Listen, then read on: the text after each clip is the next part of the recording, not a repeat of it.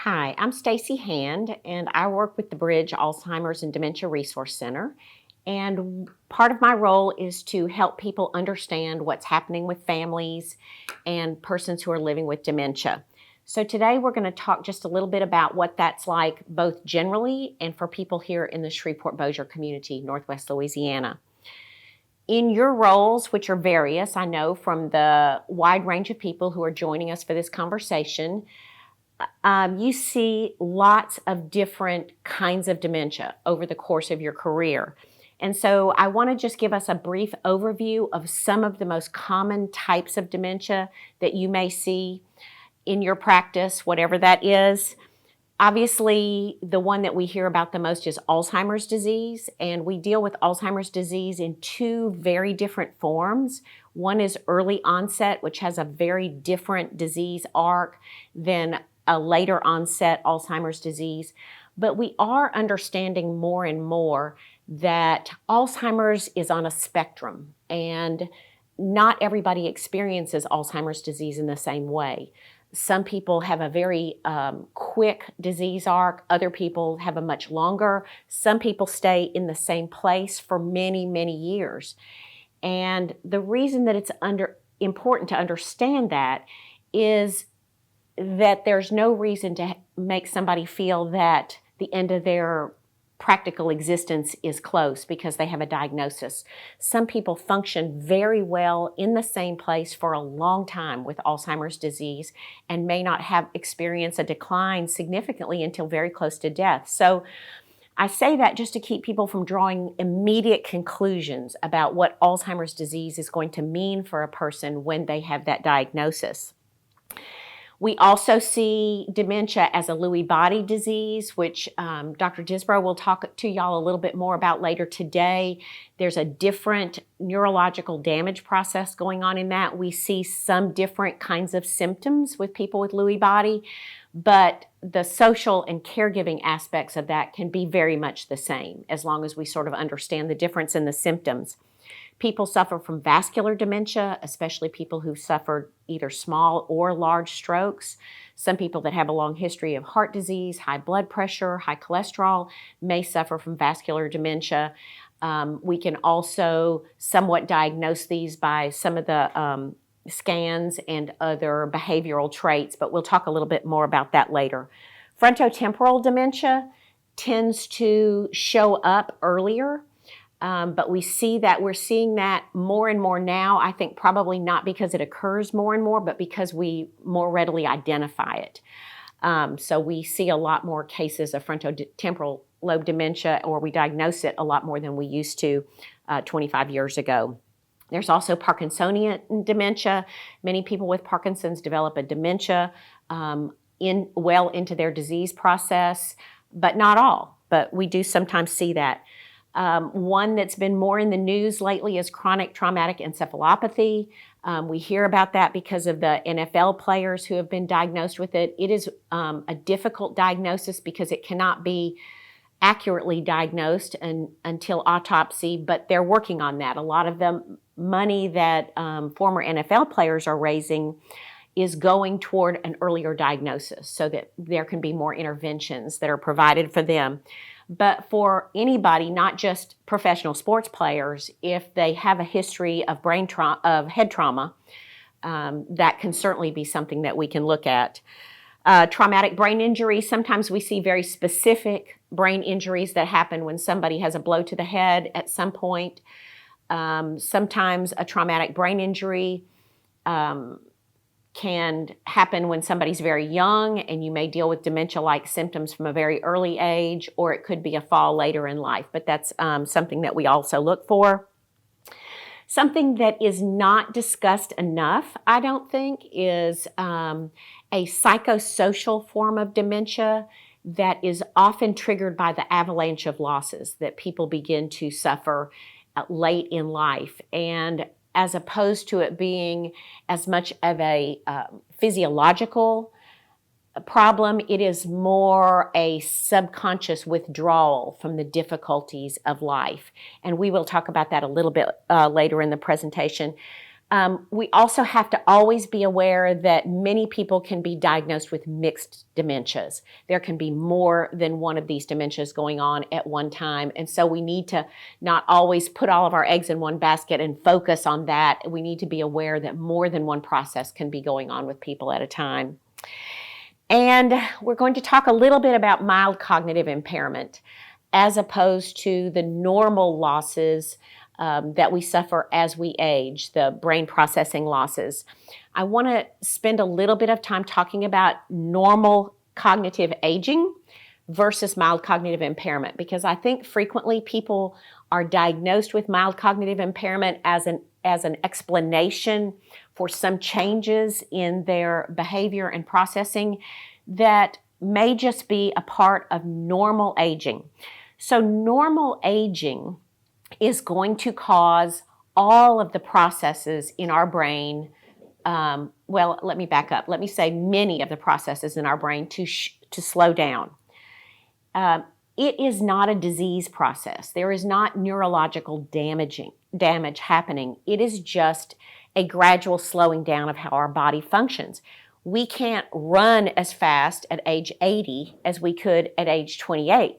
Our body just has some normal degradation associated with aging, and our brain suffers the same thing. It's a very gradual process, and as part of that process, we find that our processing skills just slow down.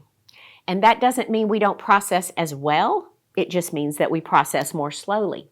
Some parts of our memory become less quick to respond. Procedural memory, however, stays the same. In other words, something that I learned how to do as a very young person, I can probably do just as well at 85 or at 90. But learning something new may be more difficult for me as I get older. I fear that sometimes elders get diagnosed with cognitive impairment when in fact what they're experiencing is just normal cognitive aging. I like to describe to people as just an easy way to understand what's happening, the fact that in studies, when presented with the same complex problem, a 35-year-old gets an answer much quicker than an 85-year-old does. However, frequently, the 85-year-old gets a better answer. And that's because of the way our brains are changing. Our brains are still very good at 85 at remembering how to do all the things that we learned as a young person. We have a lot of crystallized intellectual information, and we can draw on that. That is the encapsulation of what we often refer to as wisdom. There's so much experience, there's so much knowledge in an 85-year-old brain. However, our retrieval processes have slowed down. So it takes longer for us to retrieve that information, but we're able to very effectively synthesize it and come up with information as a part of this process. So we don't want to dismiss the fact that somebody who functions more slowly as they are working cognitively, that we don't want to assume that they're functioning less effectively. We just need to give them a little bit more time. Our brains do not encode and retrieve information as quickly as we did when we're younger. But we still have a very strong ability to focus sustained attention on tasks. We're not good at focusing at 85 when there's a lot of external stimuli when we're trying to focus. So if we're talking to an older adult, we want to make sure that it's quiet. And we'll talk again a little bit more about that. We can choose to focus on things that are interesting to us, and elders also are very able to process positive information. They become less and less able to function negative information, and we'll talk about the implications of that and how interesting that is. There is a decline in speech comprehension. There is a decline in being able to use language as effectively. Our emotional processing changes, but these are normal parts of the process. They are not a disease. They are just normal brain changes. In the same way that we can't run as well at 85 as we could at 25, our brain functions differently too.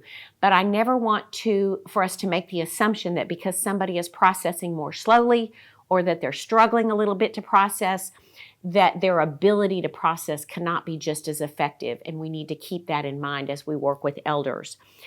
When it becomes mild cognitive impairment, and when this person is actually needs a diagnosis or their family needs a diagnosis, is when these cognitive changes begin to affect their ability to manage regular life tasks.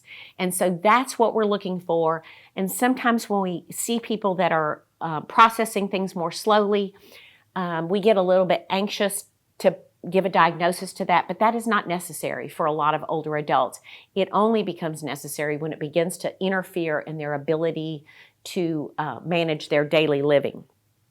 So let's talk a little bit about diagnosing dementia. Now, I am not a medical person. My training is all in the social areas, in gerontology, and understanding how we emotionally respond with dementia. But there are a lot of things that we can definitely look at when we're starting to diagnose. And as just an aside, let me say that having a diagnosis is often very important for family members, or they think it's going to be important for them. It has relative levels of importance actually for the person who's being diagnosed, and I think that's important to keep in mind. To start a lot of social processes that need to happen, sometimes families need a diagnosis. For instance, if they need their loved one to qualify for their long-term care benefits, they might need that diagnosis. So we want to give them a diagnosis. But it's hard for the average general practice doctor to give a definitive diagnosis without working with somebody who's more of a specialist in that area.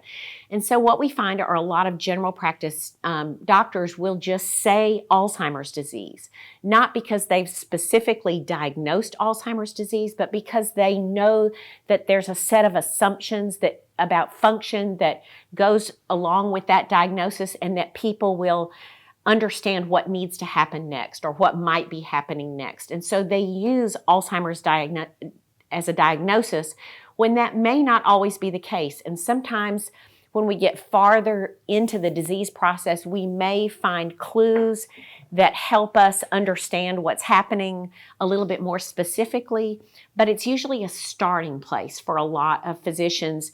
Unless they know of a specific event, for instance, a fall that included a head injury or Parkinson's or a stroke or something like that that might point them in another direction. We want to look at early signs. We want to talk to the families, and all of these things we'll unpack a little bit more farther into the presentation. But the earliest signs, and we now know that for a lot of people with Alzheimer's, there are signs much earlier that this is in the offing or down the road in the future, just with something as innocuous as a personality change. And sometimes people just attribute that to aging. They think, well, Mom always used to be so sweet, and now she's kind of grumpy and she fusses at us a lot. She never used to do that. And they just think, well, she's getting old, she's changing. Sometimes those kinds of behavioral changes can be a little clue that we've got some other things that may be starting to happen later. And so we want to pay more attention to that. Especially with frontotemporal dementia, sometimes we see a real change early in the disease process in judgment and in decision making. And so we might see somebody at age 55 do something crazy like quit their job and buy a red convertible and leave their wife and do things that we used to just call middle-age crazy. Some of those kinds of changes can be an early sign of frontotemporal lobe dementia. Obviously not always, but our ability to make good choices and to use good judgment are usually what's affected first in frontotemporal lobe dementia. So seeing some unusual signs like this might be cause for a more complete investigation of what's going on. I worked with one couple many years ago where the wife left her husband in their 50s because of his unusual and unexpected behavior. And 15 years later, when they diagnosed him with frontotemporal lobe dementia, and she realized that all of these things that had happened had been part of a disease process, she got back together with him and stayed with him because she loved him and she wanted to help take care of him as he aged. So those kinds of unusual behaviors that don't necessarily show a cognitive impairment but just show a change in use of judgment can sometimes be a clue that we want to look at. People's life story has a lot to do with how they process things as they age. So always embarking on fact-finding and understanding people's history can give us clues about how they might respond to things as they age, and we'll talk more about that. So maybe your role is part of the diagnosis process, or maybe you're referring someone for more help in diagnosis, but life story is always important.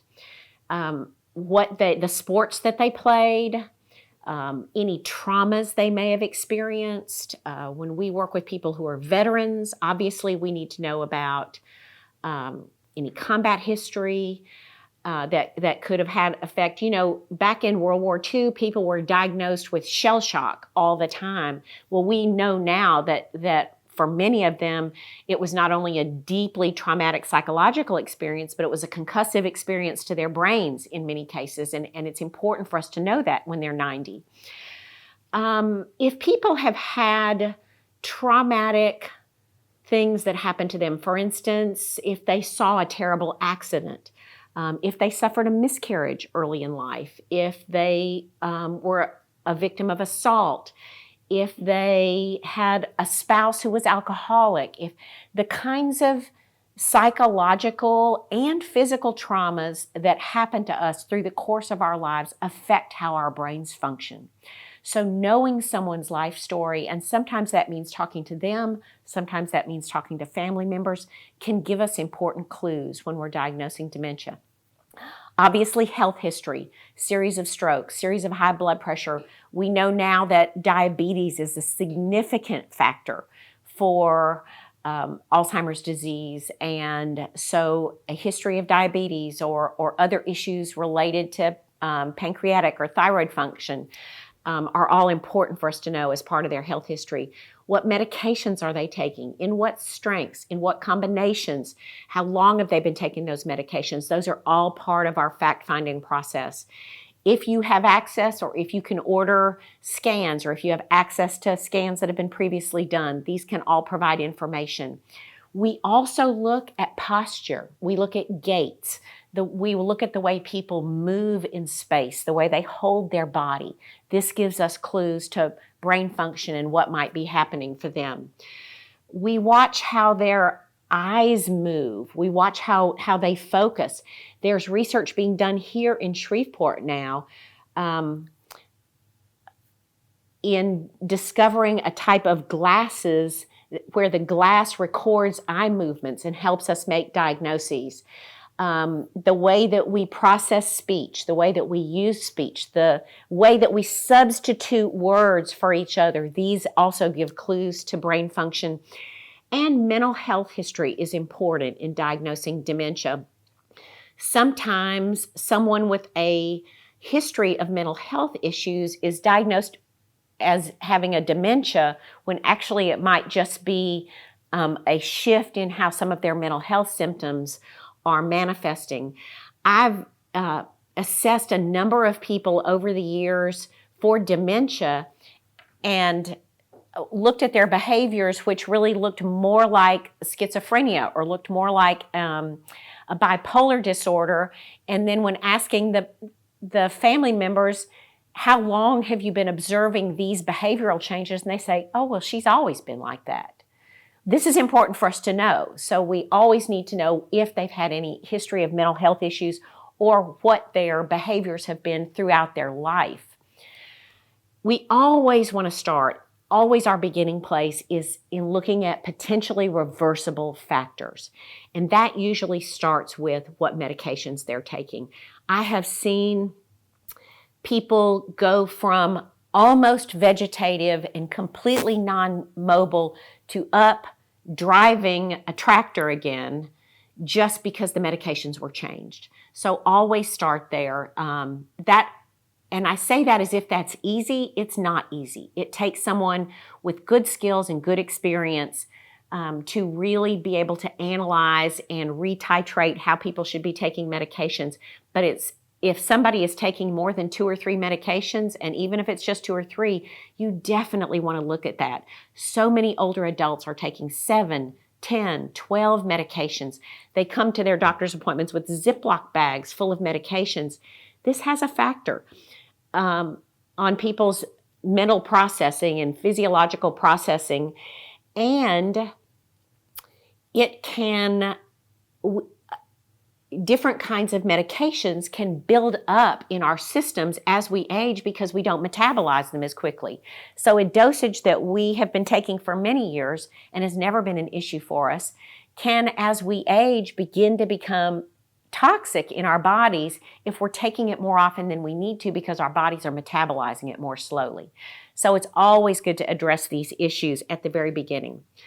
Sleep disturbances can be profoundly impactful on the brain. So identifying whether or not somebody is sleeping well or not, or if there's reasons that they're not, and things that we can address are another place that we want to dig in and try to help provide some solutions or solve the issues there. Because people who don't sleep well don't function well cognitively.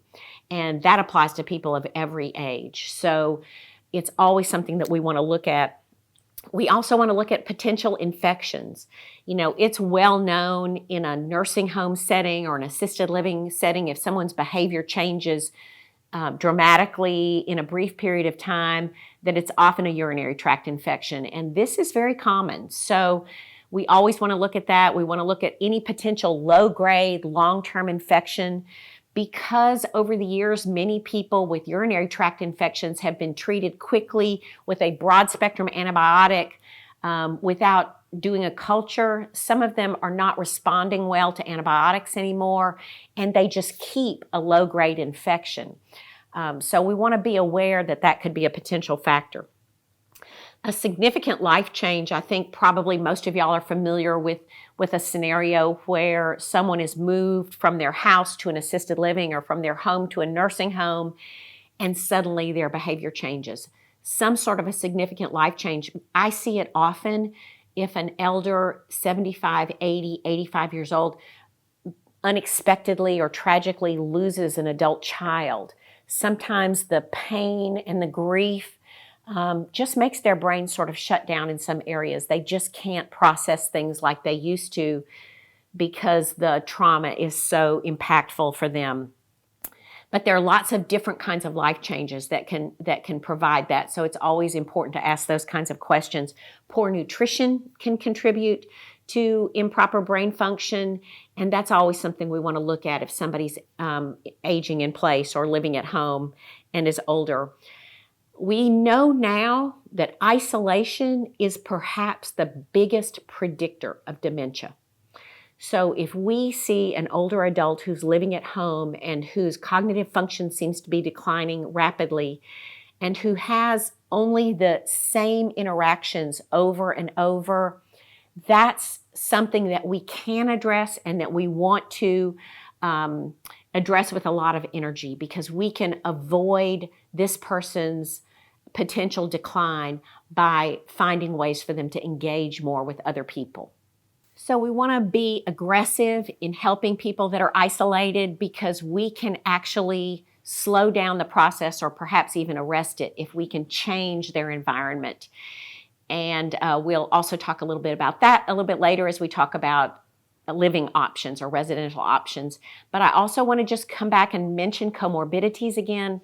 If people have high blood pressure, if they have diabetes, these are very often found in tandem with people with some sort of a dementia. Diabetes and the way our brain processes sugars is actually so closely linked to Alzheimer's that some researchers are even calling Alzheimer's disease type 3 diabetes. So it's a huge factor, one that we want to be very aware of as we deal with people in the diagnosis process.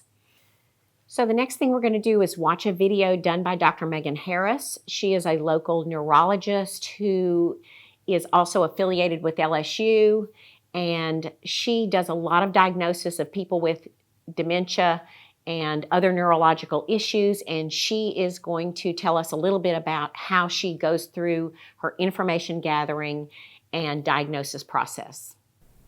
Hello, my name is Dr. Megan Harris. Since establishing a private practice in 2010, I've had the opportunity to evaluate and treat a large number of patients with dementia. Today, I'd like to go over a few tips and strategies on how to evaluate these patients, as well as how to speak to the patients and their families about the diagnosis. Often people will be brought in by a family member stating that the patient is having trouble with his or her memory. Sometimes the patients are aware of it, and sometimes they have no insight into the problem. It's our job as providers to figure out if this is normal aging versus a more pathologic process that could progress over time. The most common type of late onset dementia is Alzheimer's disease, and patients are really afraid to hear that word. As providers, we want to clearly educate patients and their families about the disease process and explain that there are ways to manage it. The first step is to take a very thorough history and to do a good physical exam. What you want to do is start by just asking the patient some very basic questions. You want to make sure to include the patient first in your discussion and then ask family members for their feedback after I speak to the patient. You want to make sure that the patient feels included in their evaluation, even though it may appear that sometimes they aren't able to fully address your questions. I'll often start out by asking basic things like where do you live and whom do you live with? I'll ask if they're still driving, and if they are, do they get lost to familiar places such as the grocery store or the bank? I'll often ask them who does the bills at home and if they're having any trouble with doing this task. We'll ask if they're able to dress themselves in the morning, or are they able to make themselves food when they're hungry? Can they go into their kitchen and understand where things are, such as where the plates or where the cups are? Can they do things in a sequence, such as make a sandwich? Asking questions about activities of daily living is important to establish how they're doing on a day-to-day basis. And it also gives us a clue into the difference between mild cognitive impairment and dementia. That line crosses when patients are needing help to perform some of the activities of daily living that they were once able to do without a problem. If they're just having trouble remembering where they put things or names of acquaintances, it may just be normal aging. But if they're having trouble remembering what people tell them or occasionally repeating themselves, it could be mild cognitive impairment. The difference crosses when they start having trouble performing their activities of daily living, such as forgetting where things are in their kitchen that they've lived in for many years, or if they're getting lost while driving, or having trouble balancing the checkbook when they were once able to do this really well. That's more of a problem, and then we start looking at a more of a dementia type process. In your standard history taking process, it's important to ask specific symptoms to cognitive domains as well as neuropsychiatric symptoms. Those would be things like depression, anxiety, and even hallucinations. You need to ask about motor and autonomic symptoms like bowel and bladder issues, dietary habits, emotional function, and social behavior. Ask about sleep. This is a really important one because sleep apnea is often a treatable cause of memory loss and should be addressed. Other history-taking tips include a thorough review of all the patient's medicines that they take. Certain meds or combinations of medications can significantly affect memory, specifically in elderly patients. Go over these meds in detail to make sure there are clear reasons why they must be on these certain medications. And if not, reach out to their primary care doctor to ask if adjustments can be made. Your job doesn't just stop once the patient walks out of the room. Sometimes you have to do a little research on your own and contact other providers to get the whole story. There are several validated tests that we can do inside the clinic to help evaluate memory loss as well. Some have copyright issues and we don't use them as frequently, but others are more validated and it gives you a baseline of cognitive function followed by repeated testing over time to follow the course of the disease. After we get that history and do some type of validated cognitive function test, we move on to a physical exam to make sure there are no physical findings that could suggest some other type of memory impairment reason. It's currently recommended by the American Academy of Neurology that patients undergoing memory loss evaluation get head imaging.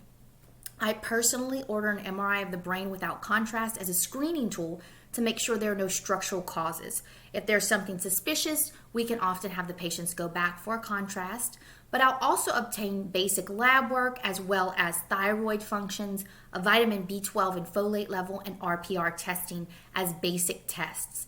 Depending on your findings from these tests, you may want to consider ordering other testing, but that should be done once the basics have been completed. So once you look at all treatable causes of memory loss and still find that the patients are having memory difficulty based off of your assessment and ruling out other causes, dementia may be the actual diagnosis. Like I said earlier, Alzheimer's is still the most common cause of late onset dementia. The hard part at this point is to discuss the diagnosis with the patient and the family. I start out by giving them reasons why we came to this diagnosis. That gives us a better idea of accepting it. A lot of patients are very afraid of that word and they don't really understand, and they have some confusion between what dementia is and Alzheimer's. So educating them on the testing that we've done to help rule in or rule out certain disease processes is important. And I also explain that Alzheimer's is a type of dementia.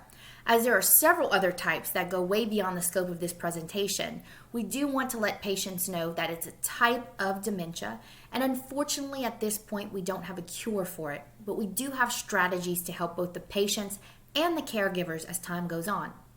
The disease will progress over time, but there are definitely things we can look for to help patients as time goes on. Oftentimes when symptoms are very mild, patients can function quite independently. We may put patients on medication, but it's important to discuss lifestyle strategies that include regular exercise and good dietary habits. I often encourage patients to stay very healthy because the more comorbid conditions they have, things can get worse a bit more quickly. This allows patients to take some control over their own health. If you help them understand that wellness is a part of their ability to stay independent, then it's something they can take charge of. As time progresses, patients may not be able to do things on their own. That's why we have to be very vigilant and sometimes step in to say what patients can and cannot do. This is where things get even harder. When patients are unable to drive anymore, it's a very difficult conversation to have. I always want the family and the patient to know that this is something that I, as a clinician, have decided, so they don't blame family members. We don't have to go home and live with these patients like the family members do. So if they're very angry with a decision such as they can't drive anymore, they may blame family members, and it's way harder on the caregivers. Sometimes if those things are unclear, there are objective tools such as formal driving assessments that can be done that help the patients and families as well. I think it's really important for patients to stay a part of their plan of care as long as they can. If it's early enough to realize what's going on, I encourage them to set up power of attorney and living wills so they have a decision to decide on what to do if they are unable to make this decision later on. We discuss things like long-term health care policies and what their plan is for the future if they're unable to take care of themselves. Is it an option to live with their children, or will they have to go to an assisted living? Do they have the option of having sitters at home, or will they potentially need to go into a nursing home? If the patient is able to decide these things on their own up front before it happens, it tends to give them some power over the illness. Often these patients are dismissed because there's not a medicine that will fix or cure all of their symptoms, but it's a really difficult disease to have. And we want to let patients know that we're on their side.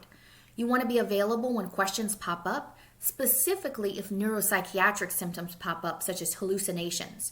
These are very hard on caregivers, and I try to explain that hallucinations are just as real as you and I sitting here.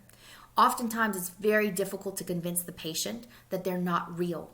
The first way to manage this is with redirection, and that tends to be the first line to de-escalate the situation.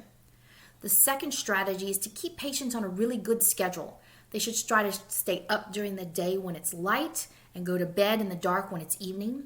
Wake and sleep cycles are often very important in these patients, and we want to keep them on a schedule of not only sleep and wake, but eating schedules and taking their medicines on a regular schedule.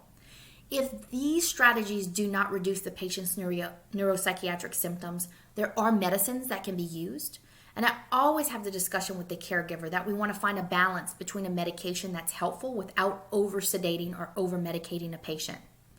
Once we address these issues and the variety of stages that these patients are in, I'll always give the patient and caregiver some type of resource to have at home.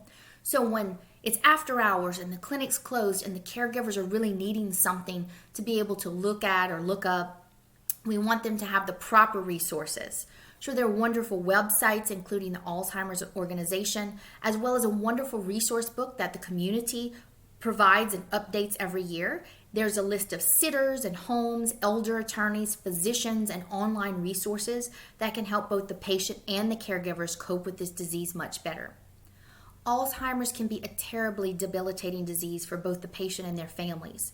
It's important for both of these groups of people to know that we're there for them, and we're here to provide management of their symptoms throughout their journey. And I really hope that this was helpful and helps you to better evaluate and manage, as well as speak to the patients and their families with Alzheimer's disease. Thank you. So we want to talk a little bit about this basic attitude that I think is so important to use when we're going through a process with a person living with dementia and their families. First of all, it's important not to fall into the pitfall that many of us find ourselves in over the course of any job, with having things become so routine that we don't really focus on the individual. It's especially important with people as they age to build a sense of trust and to see each one of them as unique and worthwhile.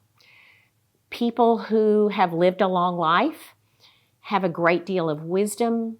They have experienced many things. They have many things to offer us. And as a society, I fear that we discount people who are old too readily. And so I really encourage each of you all who will be working with these elders and their families to see each one of them for the valuable, amazing individual that they are. It's also important that we encourage their family members to accept them as they are now and to not try to change them into something that we think they should be or that we're more comfortable with or that is easier for us to deal with. They are where they are now, and we are going to be on this journey with them. We're going to try to help them. We're going to do everything that we can to help them have the best quality of life. But it is not our job to change them into something other than who they are. So it's important for us to try to remember that. We want to be able to listen to them with empathy. And empathy is not easy. Empathy means that you have to get outside of yourself and that you have to be with them where they are. And that means that when you're with that elder and or their family, that you are not thinking about your grocery list, or you're not thinking about a car repair that you need to tend to this afternoon, or anything else in your life. You need to be focused on what's happening in their life. And again, we're busy and we've got a lot to do in the day, but that kind of interaction with an elder, if you want to be an effective treatment provider and care support person for this person, the only way that you're going to do it is by building trust with them. And the only way that they're going to trust you is if they think you really understand how they feel. And so it's important that we make the effort to do that. And we want to preserve their dignity. And Dr. Harris alluded to some of the ways that she does that. So important to talk to them, not talk about them, not talk around them or over them, but really communicate with them when we can do that. We can still talk to someone else in the room when that's appropriate, but to communicate with them and not talk to someone else about them in front of them will help preserve their dignity, and that's an important part of this process. The other thing that we have to always understand is that there are reasons behind people's behavior. And there are many challenging behaviors associated with someone with dementia. And it could be anything from leaving the house without telling anybody where they're going when they're not supposed to be driving, to yelling at people, to putting things, leaving the milk out when it needs to go back in the refrigerator, to boiling a pot dry, turning the water on while you're at work and leaving it run all day. There's all kinds of little behaviors that are challenging, and some big behaviors too. But the person who is experiencing or performing those behaviors is not doing them to be difficult, is not doing them because they want to make you angry or frustrated or make your life more difficult. There is either a physiological process that's happening in their brain, or they're satisfying a need that they can no longer articulate. And so it's important for us to be aware that there are things that we can do about these behaviors if we can understand what's prompting them. So the next question is, what do people with dementia need? And this is a very interesting question because some of you all, I'm sure, in various classes that you've taken over the years from Sociology 101, your freshman year in college, have been familiar with Maslow's hierarchy of needs. So we know that Maslow's hierarchy of needs defines for us what human beings need.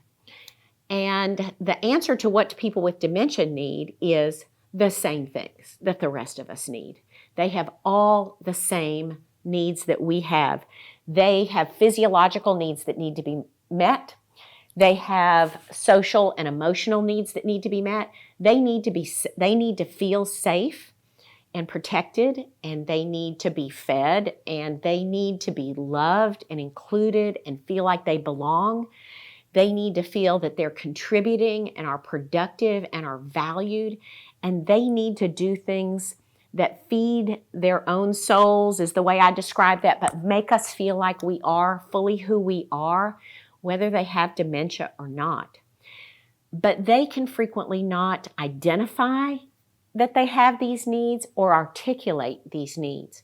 So it's important for us to be able to link behavior to the need. And that's something that I work a lot with people on being able to do when I'm working with a family and they have a loved one with dementia who has some consistent behaviors that are difficult or that give the caregiver anxiety.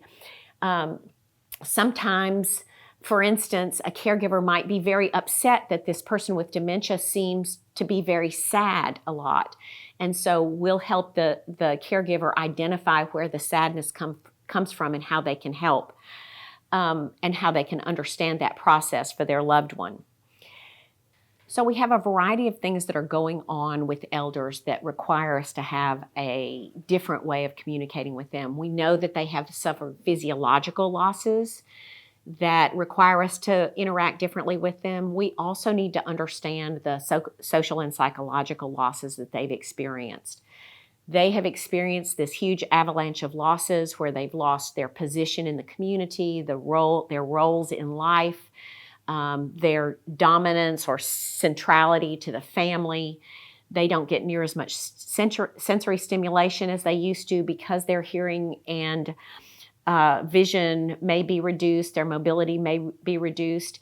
And it's important that we identify the coping skills that they've used in difficult situations throughout their lives to be able to help them move forward in this process and perhaps even begin to resolve some issues and help them relax and interact with people more normally and without as many dementia characteristics. So we can look back at how people dealt with trauma and with loss and with difficulty. We can look at it in each of ourselves, and sometimes that can help us understand that. If you are in a difficult place, what do you do? Or if you've suffered something difficult, you're under stress, you've had a sad event, a traumatic event, how do you cope with that? It's important that we understand how elders coped with that. Sometimes the family members can tell us, sometimes the elder themselves can tell us that I'm a musician, I've always played my violin when I needed to calm myself, or be someplace or deal with sadness or grief. We've seen people use a lot of positive coping skills. You might talk to your best friend about it. You might meet for a drink. You might participate in an active sport that helps you release stress or tension or anxiety. We all need to be aware of what coping skills we use.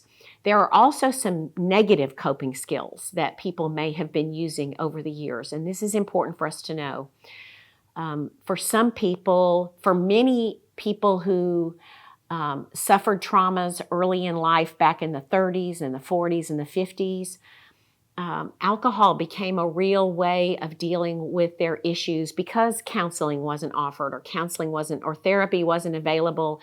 And especially for men, showing hurt, showing grief, showing pain was not respected, was not acceptable.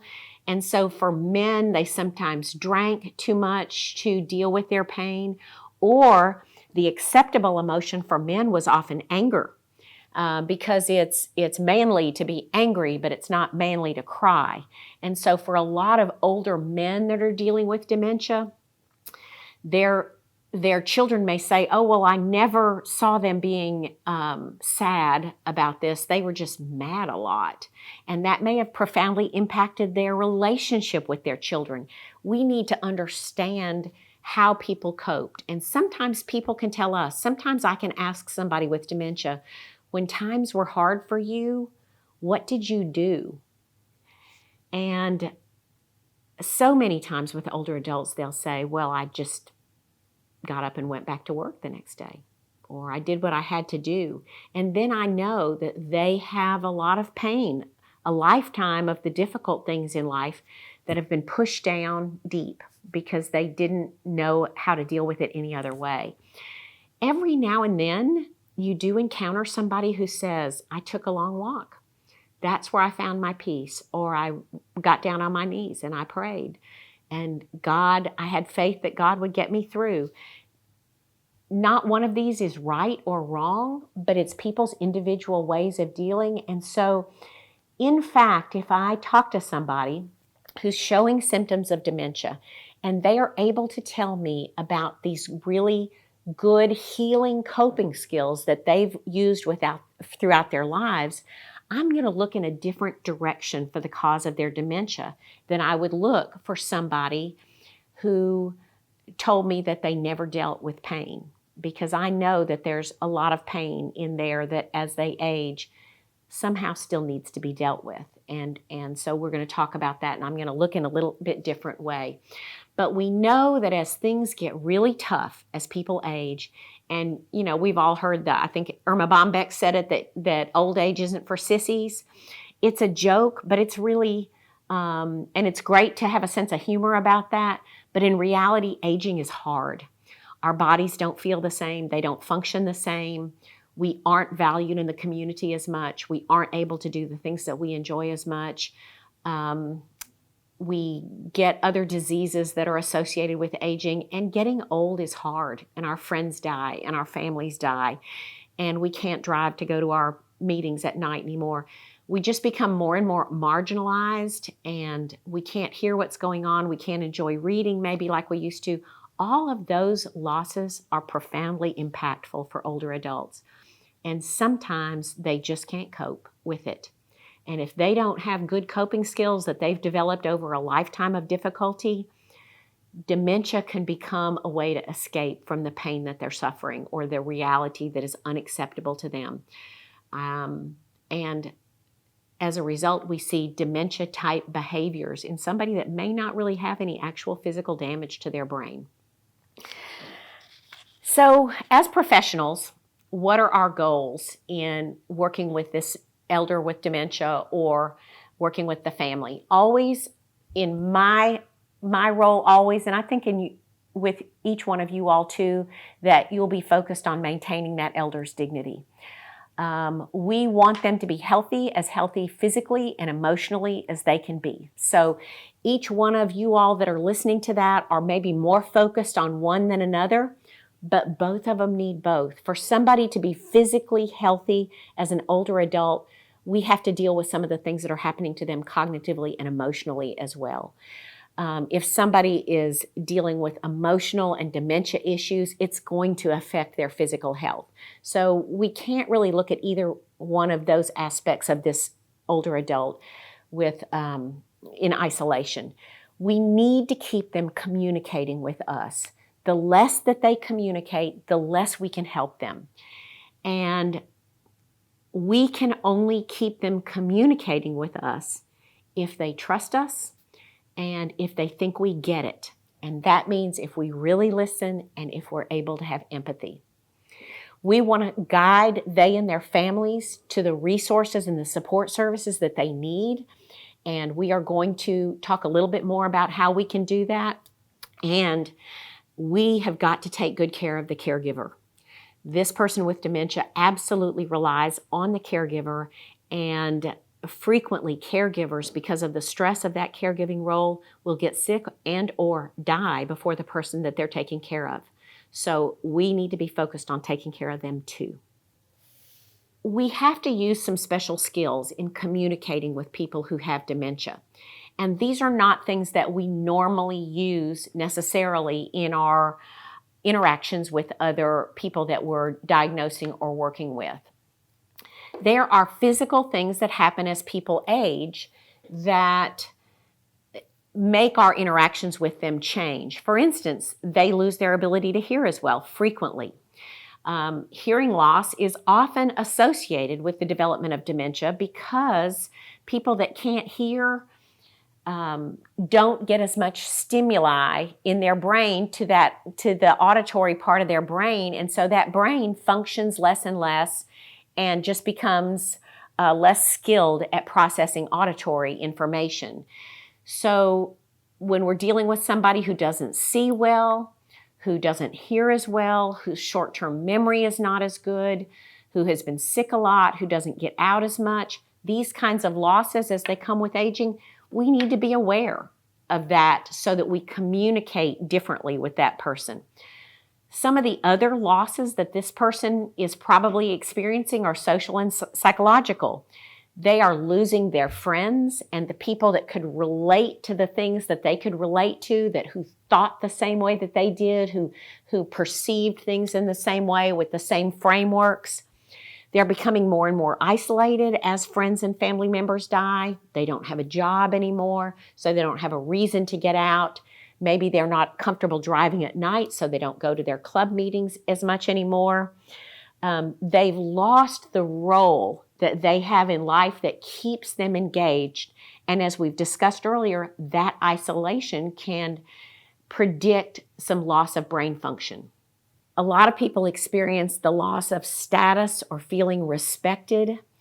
And we see this particularly in men who have a lot of trouble dealing with the fact that they are not viewed as important anymore, or have a role of authority that they've had throughout their life. A lot of older adults feel that nobody listens to them because, in fact, a lot of us have stopped listening to older adults.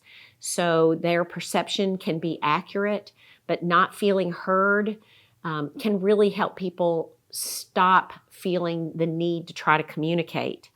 And just a simple lack of sensory stimulation can really encourage decline with older adults. And this just happens because if they don't see as well, they don't hear as well, they don't get out, they're not socially engaged as much, they just have less stimuli impacting their brain.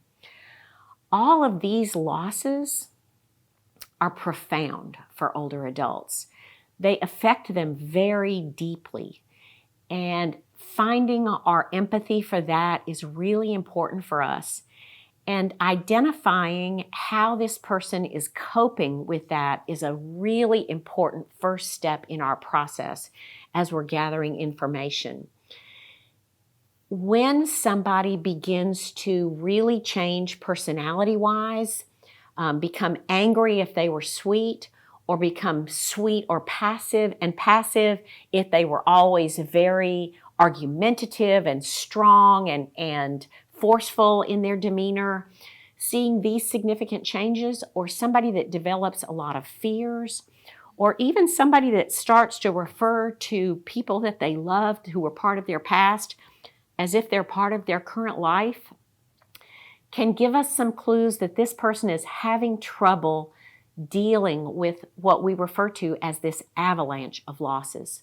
Sometimes the world as it's changing for them in their life and in their experience is just so unpleasant and so unacceptable that they begin to separate themselves from it. And it's a protective mechanism. I've worked with people who've suffered the traumatic loss of an adult child, perhaps in their 80s. This can be so difficult and so painful, and they just don't have the skill set anymore to deal with this kind of profound grief that they step out of reality. And it's not because their brain is not able to do normal things anymore. It's that the pain they feel in this world is more than they can bear right now. And so they need to take themselves to a different place that is a happier place, a more peaceful place, a less painful place for them. So if they were not able to properly process things that happened to them, and if they never found coping skills that help them effectively deal, positive coping skills that help them effectively deal with things, as they age, these things will begin to emerge as their filters begin to loosen and become thinner. Some of these old traumatic issues can begin to emerge.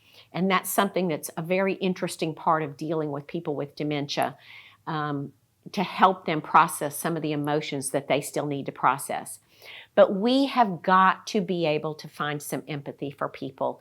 And empathy is a tricky concept, and we're going to take a little break here for just a second in this lecture and look at a short video that can give us all the same framework for understanding what empathy means.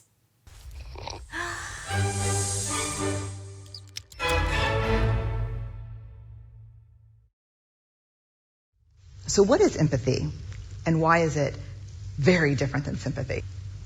Empathy fuels connection. Sympathy drives disconnection.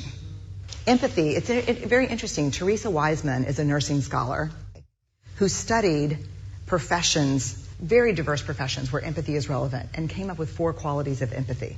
Perspective taking, the ability to take the perspective of another person or recognize their perspective as their truth. Staying out of judgment, not easy when you enjoy it as much as most of us do. Recognizing emotion in other people and then communicating that. Empathy is feeling with people. And to me, I always think of empathy as this kind of sacred space when someone's kind of in a deep hole and they shout out from the bottom and they say, I'm stuck, it's dark, I'm overwhelmed. And then we look and we say, hey, climb down. I know what it's like down here, and you're not alone. Sympathy is, ooh, it's bad, no, you want a sandwich?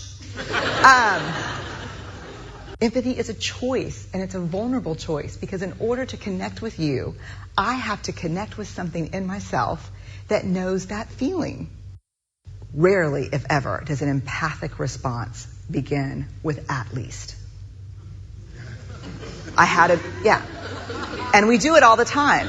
Because you know what? Someone just shared something with us that's incredibly painful, and we're trying to silver lining it. I don't think that's a verb, but I'm using it as one. We're trying to put the silver lining around it. So, I had a miscarriage. Oh, at least you know you can get pregnant. I think my marriage is falling apart. At least you have a marriage. John's getting kicked out of school. At least Sarah is an A student. But one of the things we do sometimes in the face of very difficult conversations is we try to make things better. If I share something with you that's very difficult, I'd rather you say, I don't even know what to say right now, I'm just so glad you told me. Because the truth is, rarely can a response make something better. What makes something better is connection.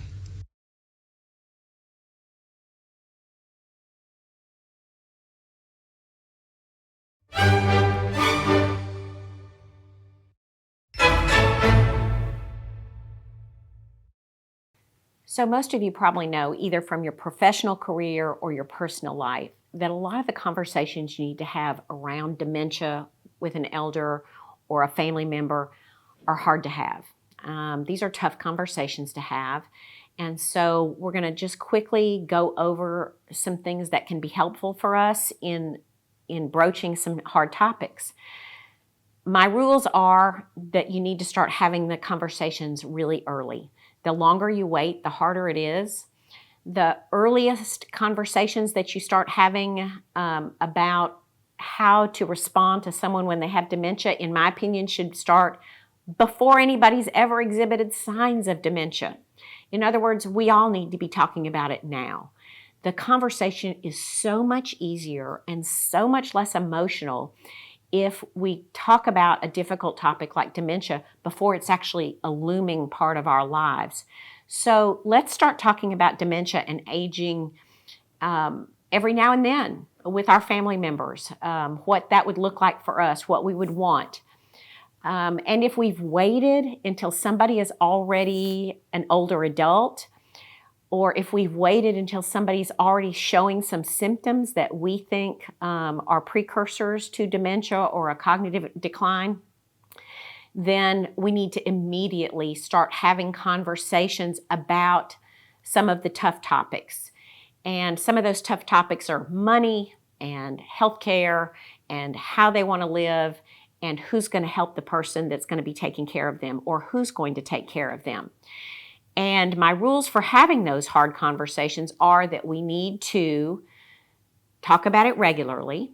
Don't make it a taboo subject.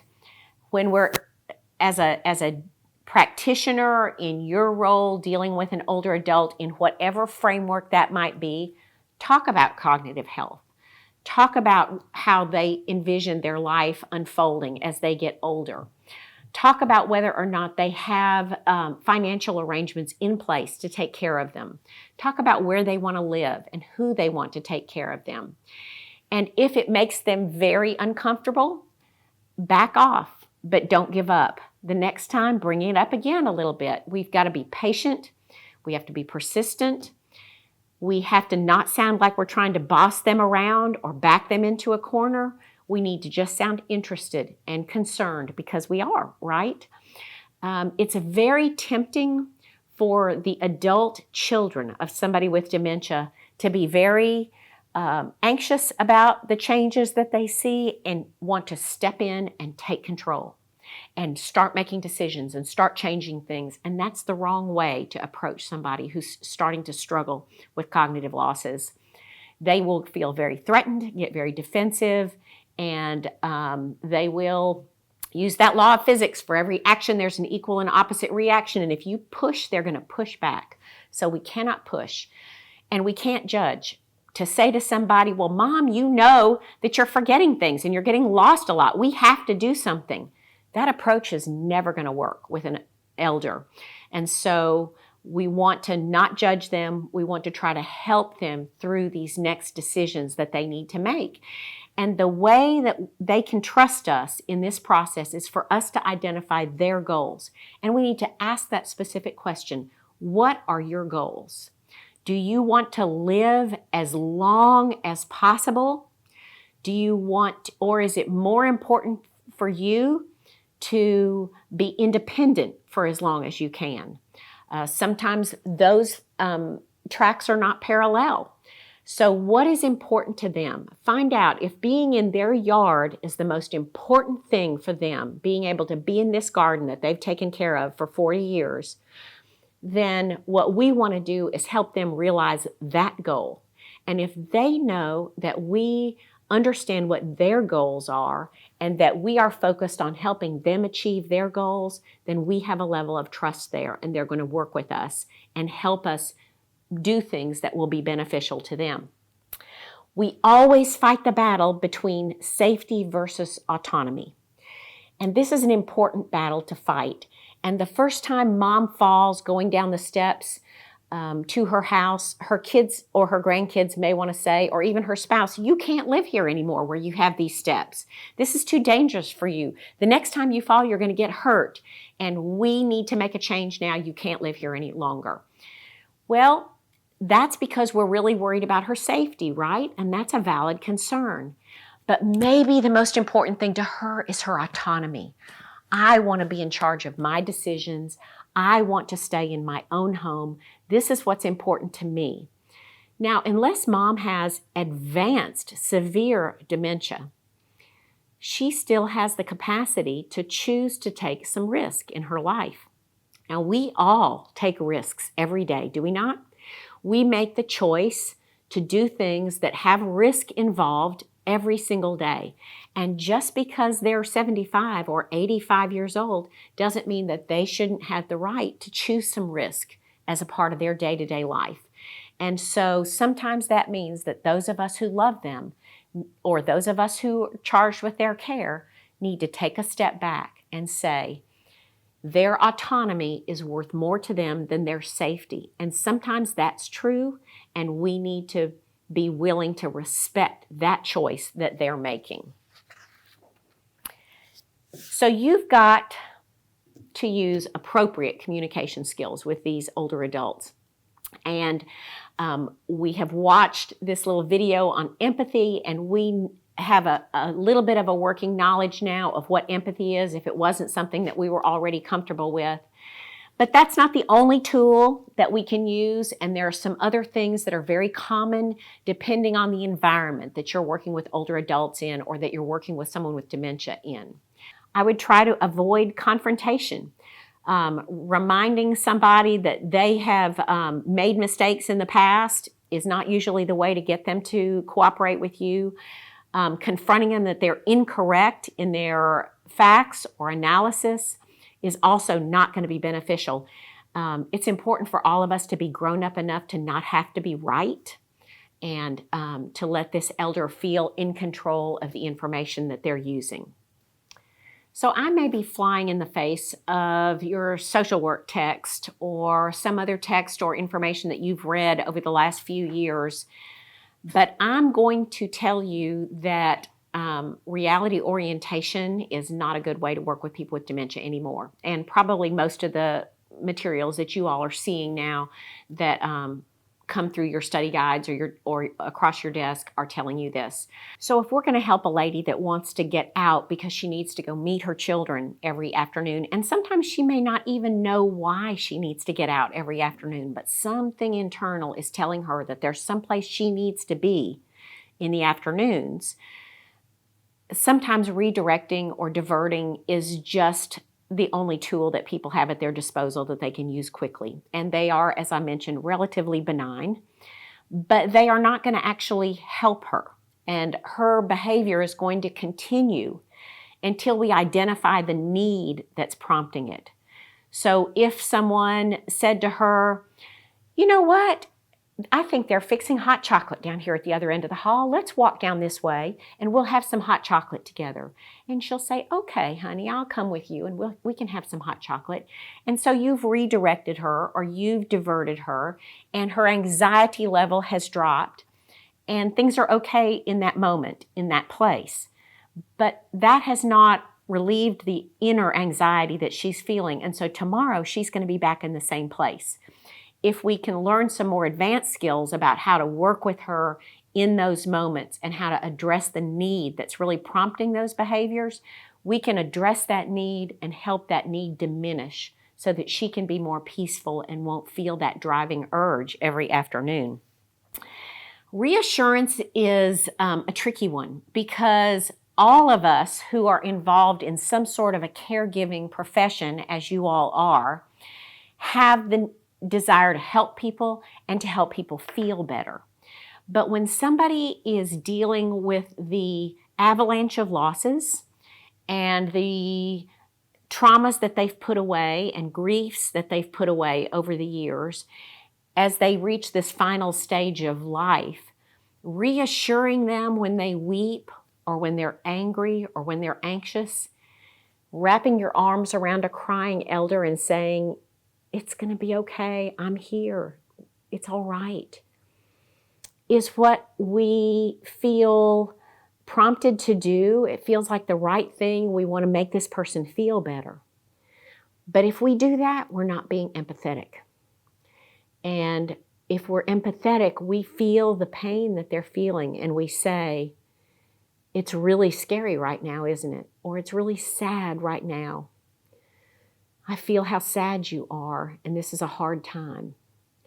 And being able to be there for somebody who has dementia and who is sad or grieving or angry, that empathy is what will guide us to really help build their trust in us. When somebody wraps their arm around a grieving elder with dementia and says it's going to be okay, somewhere down deep, they know that you just don't get it because it's not going to be okay. But if you say this is a horrible thing to go through and we can't fix it, and you're really grieving right now, or you're really sad, or you're really angry, or you're really frustrated because people don't understand what you're trying to tell them, something inside them says, yes, she gets it, or he gets it. And they look at you differently because finally somebody gets it. Somebody gets it's not going to be okay. It's really awful, and no one understands. And this is why a lot of people stop communicating. They get less and less verbal, and they stop trying because people don't understand the need they're trying to express. They don't have the words to say, I'm lonely, or I feel useless. They exhibit it in some other way, and no one there is trained to identify the need that provokes that behavior. And so they just go through this process all alone and gradually withdraw more and more because nobody gets it. And as we said earlier, one of our goals is to keep them communicating with us in whatever way that is. And sometimes it's in words that we don't understand, but we can read the emotions on their in their body language and in their face.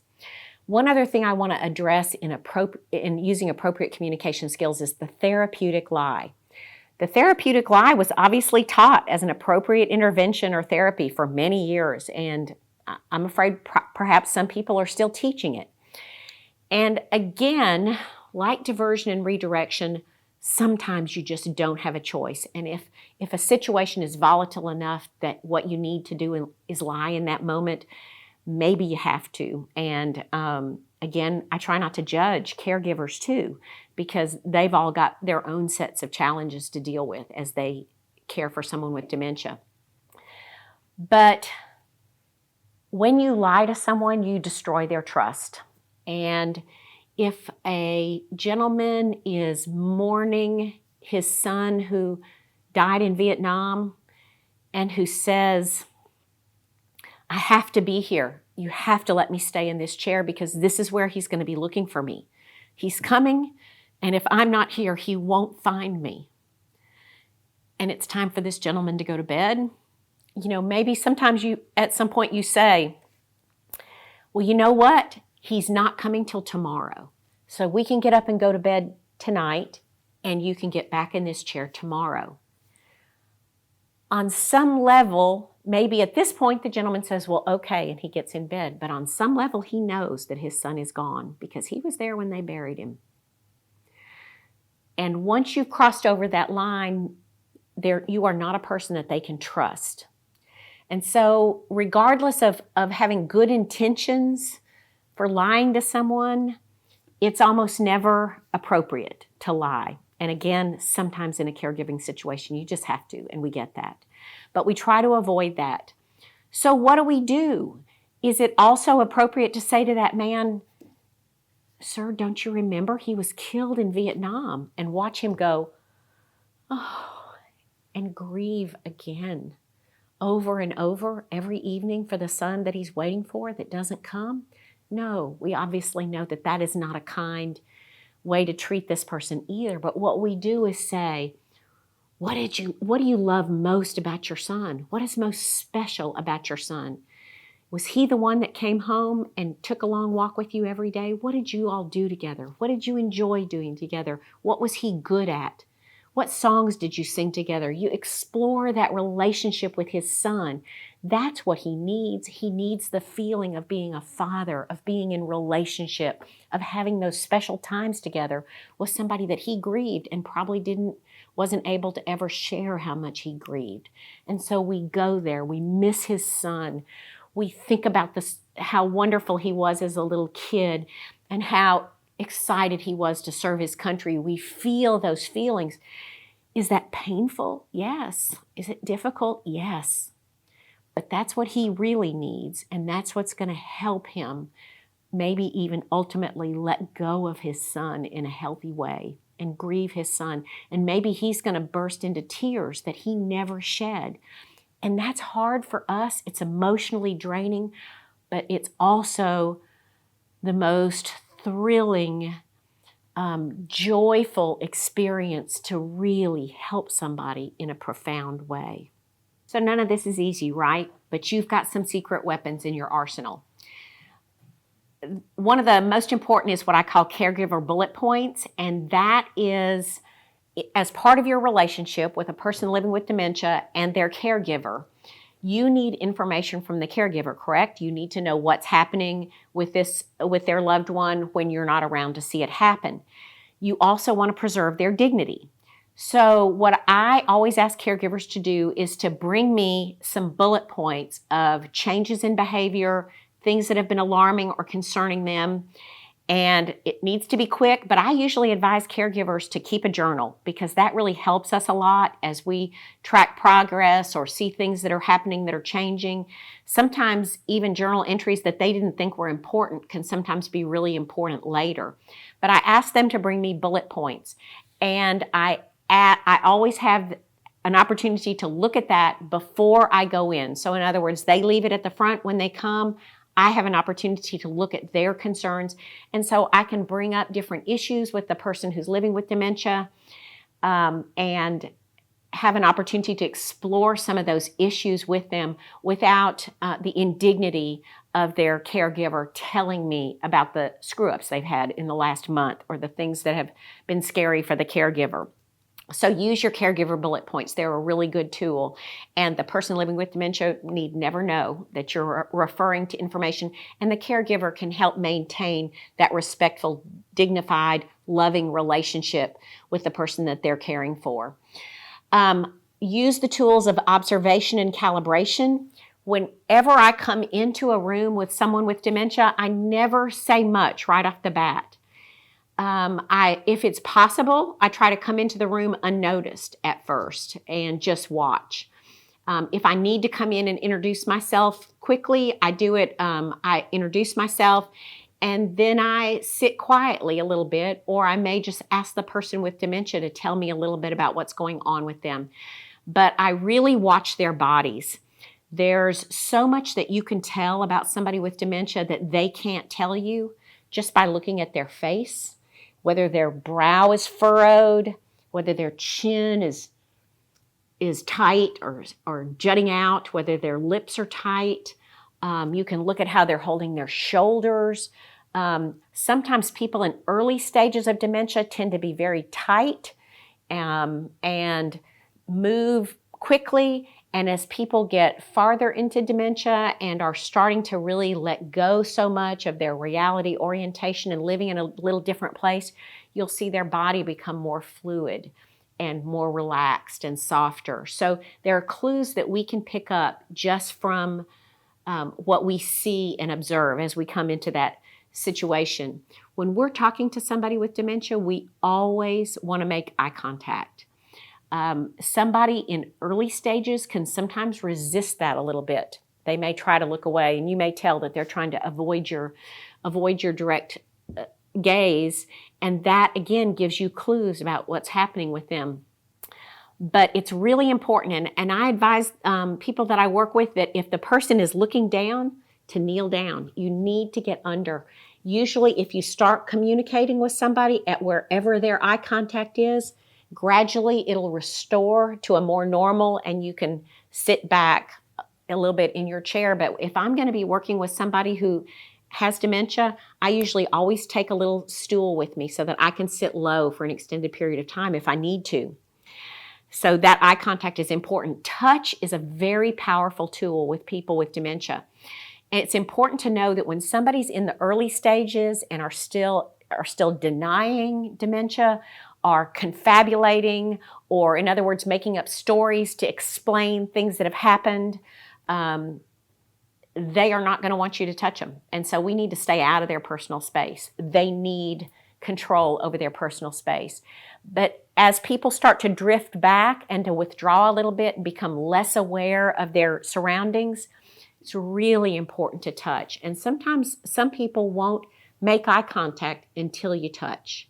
And we need to do that always in a soft, intentional way. And again, watching for the cues that they give us as to whether or not they're comfortable with that. We don't ever want to be touching somebody that becomes uncomfortable when we touch them. So we watch for the cues that their face and body will give us when we touch them. But so many times people that are in later stages of dementia get very little warm, loving touch, and to touch somebody in a gentle way like that is very reassuring and will establish a connection so that they will communicate with you. You also need to remember that your pace needs to be slow and your tone needs to be low. People that have lost hearing as they progress later in life don't hear things at the upper levels of the auditory scale. A lower pitched voice is something that they will hear more clearly. And if they wear hearing aids, you can cause their hearing aids to squawk if you speak too loudly or too sharply. Many of us fall into the bad habit of automatically raising our voices when we're talking to older adults. And really what is most effective is to get where they can see us and speak in a low, clear tone to them. Shouting louder and louder with somebody who can't hear doesn't help them at all, but to enunciate and to go slowly, because as we talked about earlier, when we were talking about just cognitive slowdown, they're going to process more slowly, but it doesn't mean they can't process. So we need to give them information in a slower way. We need to rely on somebody that can help take notes, or we need to repeat things and not feel that it demonstrates necessarily a deficit. We need to give them more of an opportunity to process. And then at some point, when you're really interested to learn how to use a lot of different kinds of verbal techniques, that's something that you can do. But asking people open-ended questions is really important. If you ask somebody with dementia yes or no questions, basically that's all you're going to get. So you need to ask open-ended questions such as, where do you like to travel? Or do you still work? Or things, tell me about the work that you do. See, I just did that without even thinking about it. Tell me about the work that you do, or tell me about your family, or tell me about where you grew up, things like that, that they can really give you, that they can tell you a story. They are still storytellers for a long, long time. And the opportunity to tell their story will give you a lot of insight into where they are. But there are a lot of verbal techniques that you can use. And one of the things that I always ask are, has it always been like this? Or is this new?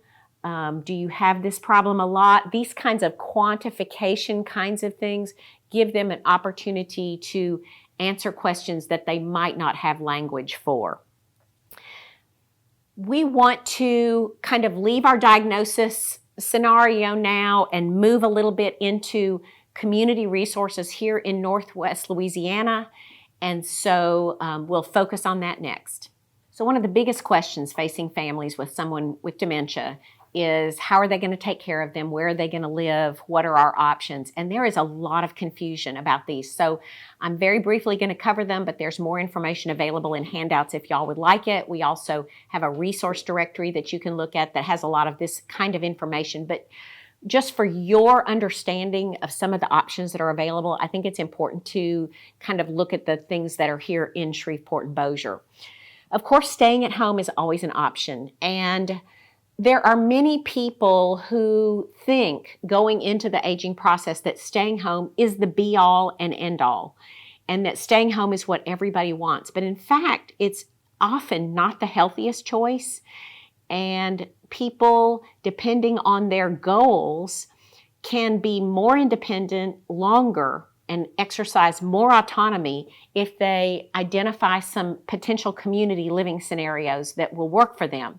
So let's talk about what that looks like. Staying at home means that ultimately, if you are sick enough or your dementia advances enough, that you are going to need caregivers. And round-the-clock caregivers are extremely expensive. If you were to hire 24-hour-a-day, 7-day-a-week caregivers, it will cost you somewhere in the neighborhood of between $80,000 and $100,000 a year. Most families don't have that. Some do, and they provide that, and it's great. And if their loved one is happy being home alone that way, then that's okay. Remember when we talked about social engagement and stimulation? Being at home with a caregiver is about the least stimulating thing that someone can do. And even if family members are in and out on a regular basis, research shows that those regular, routine, same people contacts over and over again are not particularly beneficial to us cognitively. What is beneficial are different people, different relationships, different experiences. So if somebody just wants to live at home by themselves, slowly decline and die, then staying at home maybe is the best thing for them.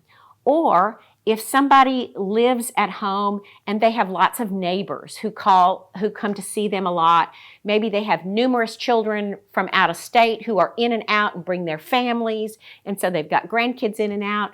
They have a driver who will take them to their church meetings and to the other things that they enjoy doing, so that if they're able to provide lots of other stimulation, or maybe they're going to go to an adult day center during the day, which provides them with lots of stimulation during the day. These things can help them stay cognitively functional at the highest level possible for as long as possible. But it's important to recognize that there are pros and cons, that staying at home until the day I die is not necessarily the best thing for all people. So, but it's always an option, and many people prefer it or think they prefer it at the beginning. Independent living communities are available here in Shreveport.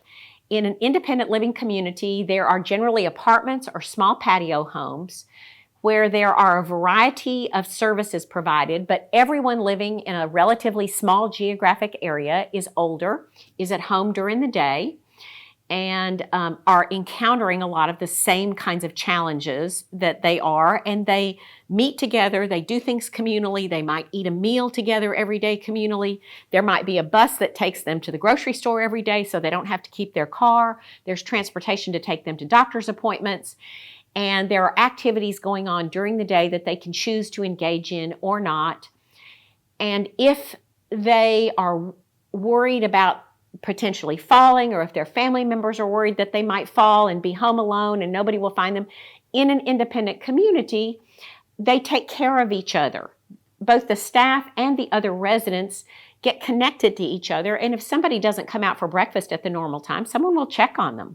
So, and many of the independent living communities, if not all of them in our area, have motion sensors in their unit that are programmed to sound some sort of an alert or an alarm with the staff if there's been no movement in their apartment during a period of time when they would expect there to be movement. So it's not overly invasive, but it does have some level of supervision. So those are options here. And each one of them is a little bit different, and they each have their own personality. If you've ever taken your son or daughter to visit a college so that they can get the sense of what that campus is like and whether they can feel themselves at home there, you can relate that exactly to going to an independent living community. Every campus has its own energy, its own vibe, and for one person, this facility might be absolutely perfect, but repellent to someone else. So just because your loved one doesn't like one, or you visited one and you don't like this one, you can't judge them. Go to see all of them that are available and see where you feel comfortable or what suits you. And, you know, something that I tell people all the time that are trying to help a loved one with a placement is, if you've looked at them all already and you're taking them to go look, don't ever show them your first choice first. let them see something that you wouldn't choose first so that they can say, no, I don't want to do that. They still need autonomy. They still need control. They need to choose insofar as they can. So independent living communities, they can come and go. They can keep their car, but there is a safety net there for them. In an assisted living community, I hear people use this term so often interchangeably with nursing care, and they are so radically different. In an assisted living community, someone lives in their own apartment, and all 3 meals are provided every day: laundry service, maid service, transportation, activities, a nurse on staff, I think at all facilities here in our area, to check blood sugar or blood pressure for them, usually a hairdresser on site, all of the things that they need, and they can still have their car and drive if they want. Assisted living means that this is a person who either can't cook anymore or doesn't want to cook anymore, can't change the bed sheets anymore or doesn't want to do these things anymore, and that maybe is getting a little frail or a little slower on their feet, might need a little bit of help, maybe a little help bathing or a little help doing some of the activities of daily living that they need. But certainly it doesn't mean that they've given up any sort of independence. They can still be pretty independent in assisted living. A long-term care facility or a rehabilitation facility is what we would interchangeably call a nursing home. Nursing home is such a frightening term to so many elders that I try to avoid it if I can. You know, nursing homes are very different today than they were 50 years ago. But when the elders that we're working with now were growing up and were familiar with nursing homes, a nursing home was more of an asylum. They were developed back in the day when the only people who went to live there were people who were mentally ill or people who were so destitute that they couldn't take care of themselves in old age, and or their relationship with their children were so poor that their children wouldn't take care of them. So going to a nursing home back when a lot of our elders were young was a sign of shame. There are nursing homes in our area now that are very, very good. Living in a nursing home can truly be a very good quality life for older adults and even for youngers that have deficits that make them eligible to living in a nursing home. So many of our nursing homes are much more focused now on quality of life. They have a variety of activities, anything from art classes to bell choirs. Most of the pictures that you've seen in the slides have been taken at local nursing facilities here or assisted livings. But life in a nursing home can be very good for people if they will accept it and allow it to be. So again, same as any other of these communities that I've mentioned, go visit, talk. Any nursing facility in the area should be more than happy to welcome you without an appointment for a tour. Now, obviously, the folks that give those tours are busy people, so they appreciate some notice, but they should not be uncomfortable with letting you see things just as you walk in. And I would ask to eat lunch. I would make an appointment and go eat lunch and take a tour. All of these things are, as we talked about in having the hard conversations, things to do early, before you need them. You will make such a better choice. You will have more choices, and you will feel better about the choices that you make if you don't wait till you're in crisis to try to make some of these choices. Go visit while it's no big deal, while your loved one or you are well and healthy. Go visit, see where you feel comfortable. There is a community resource called the Resource Directory that the Bridge Alzheimer's and Dementia Resource Center puts out regularly. That'll be available to you all that are taking this class. It's also available through the Bridge organization. If you want copies, there are copies available that can be handed out for free in any local group that you'd like to share them amongst. So please feel free to do that. I want to tell you that the caregivers are often overlooked in this process. And if you overlook the need for caring for the caregiver, you will do that at your peril if you are trying to keep someone healthy that has dementia, or if you're trying to create a treatment plan. Caregivers are what I call the unsung heroes of dementia care. We know that at least 1 in every 3 people that gets past age 80 is going to be affected by some form of dementia, which means 2 people at least are affected, and maybe more. That's a lot of people that are dealing with somebody with dementia. And dealing with a loved one with dementia is both physically and emotionally exhausting and unbelievably stressful. When someone you love keeps asking you the same questions over and over again all day, or never lets you be away from them, has to follow you everywhere you walk, keeps making the same kinds of messes over and over, giving you the same sorts of challenges over and over, has so many doctor's appointments that are so grueling to drive them to and get them out of the car and walk them in. And it is just unbelievably exhausting, and caregivers need help, and they need you to recognize the role that they're playing in this. This is a really hard thing, but over and over, I encourage caregivers to take care of themselves first. I ask them pointedly, if something happens to you, do you have a backup plan for taking care of this person? And 9 times out of 10, there is no backup plan, because there's no one else who is able or could take care of this person the way they do. So if the backup is, if you fall and get hurt, or if you get sick, or if you die, the backup plan is they're going to a nursing home tomorrow, because no one else can do this. Sometimes it will hit home with them that they need to take care of themselves. But they just don't do that very well, because they have developed a mindset that the needs of this loved one always have to be first. And so as a counselor, a supporter to people who are caregiving, I talk to them every single time I see them about what they're doing to take care of themselves. They need to identify their own coping skills. Remember, we talked about coping skills. What are your coping skills when things are stressful or difficult? Identify your coping skills, help them identify their coping skills, and help them figure out how to use those coping skills to get them through this. What training is available for caregivers?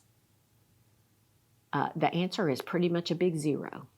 Nobody that is dealing with a loved one with dementia has been trained to be a caregiver for someone with dementia. I mean, just literally, that there might be a dozen people in the community who might feel, I actually have the training I need to take care of someone with dementia. And yet at least a third of the people that we come in contact with on a daily basis either love someone or know someone who's taking care of someone with dementia.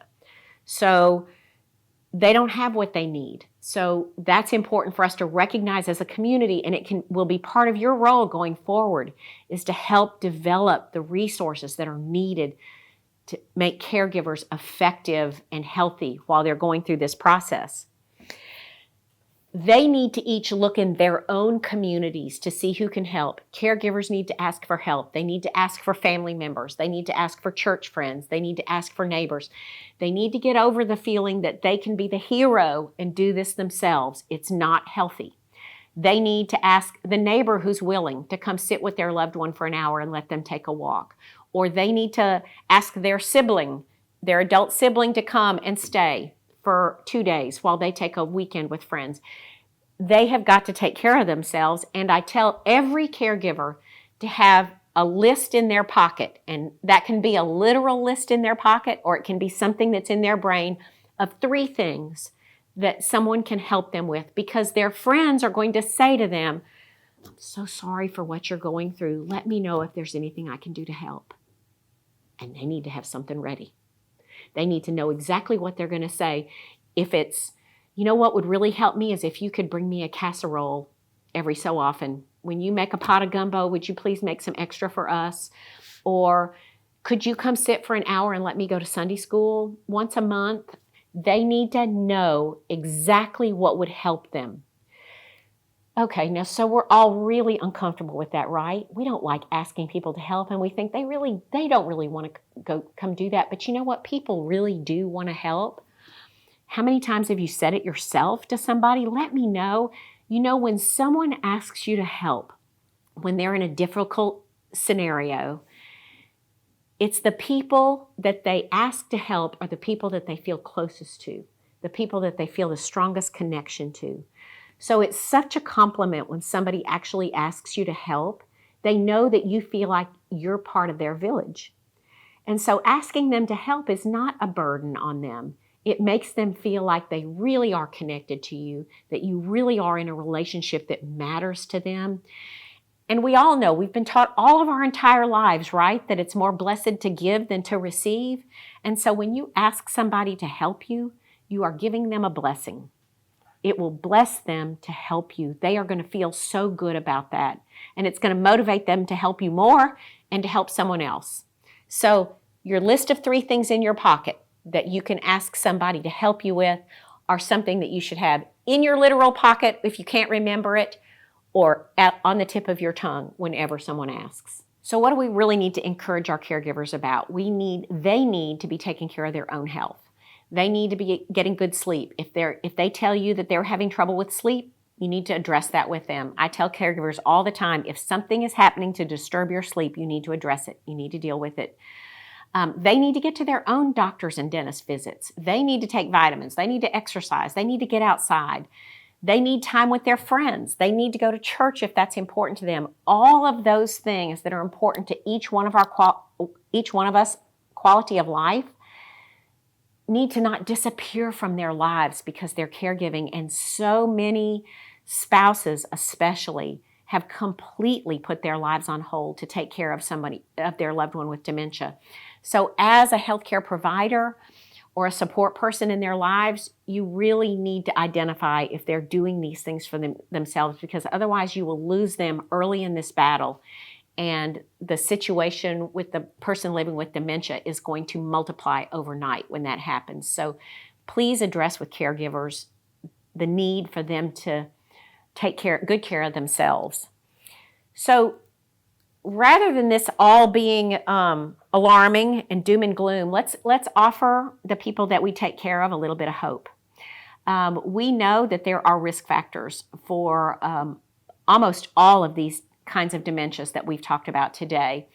And very quickly, y'all can see it on the slide. I'm not going to read you the slide, but taking good care of your heart means taking good care of your brain. Managing your blood sugar properly means taking care of your brain. Protecting your head. If you ride a bike, make sure you're wearing a helmet. Doing the things that you need to do, wearing your seatbelt, things that protect your head from injury or trauma. Addressing your own sleep issues, all of these things. If you're losing your hearing, get over yourself and get a hearing aid. If you are alone too much, you don't say, well, I'm an introvert. You've got to get out. You need to do things. You need to learn new things. Let's reduce our risk. Let's eat a healthy diet. Let's get some exercise. These are all things that more and more are being proven to reduce your risk of Alzheimer's, not just theorized, but proven. Social engagement, a lot of these things sound theoretical, or they don't sound as concrete as those in the medical field are often used to working with, but in fact, they are showing actual clinical, reported in Journal of American Medical Association testing that can confirm for us that learning new music, that learning a new language, that engaging with lots of different people can actually be protective for your brain. Going to the dentist is critically important. The same bacteria that live in your gums in gingivitis has been found in brain tissue that's diseased. So, cardiologists already know that oral health care is critical to heart health. We're learning more and more how critical it is to brain health and overall body health. Inflammation anywhere in your body is not good for your brain, and inflammation in your gums or as a result of nerve damage in your teeth is no exception. So if you're participating in a major clinical trial, they're probably going to tell you that you need to be flossing every day, or you need to be seeing your dentist every 6 months. People neglect their teeth sometimes, but if you want to take good care of your brain, you've got to take good care of your teeth. More and more we know that taking care of our brain and building a buffer between us and neurological damage is more and more within our control. There are things that we can do. We used to think it was inevitable. These things are going to happen to us no matter what we did, but we have more control than we used to believe. And so it's really important to reduce your risk, now. And I speak to each one of you all as individuals to be doing what you can be doing now to take good care of your brains, and encourage the people that you're charged with caring for and the people that you love in your life to do the same thing. I want to thank you all so much for your attention in this rather long lecture. I want to let you all know that I don't hold stock in any independent living community, assisted living community, nursing home. I believe in community living as a healthy way of living for most older adults. It's just my personal belief, the people I work with with dementia. Most of the pictures that you saw were taken at Garden Park Nursing and Rehabilitation Center, which has a lot of amazing programs for improved quality of life. A lot of my training has been through the Validation Training Institute, materials researched and written by Naomi Feil. Their website is on this slide. Lots of great videos available and resources.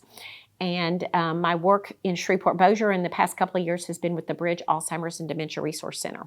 I just wanted y'all to know that about me. And woohoo, we're at the end. That's my granddaughter.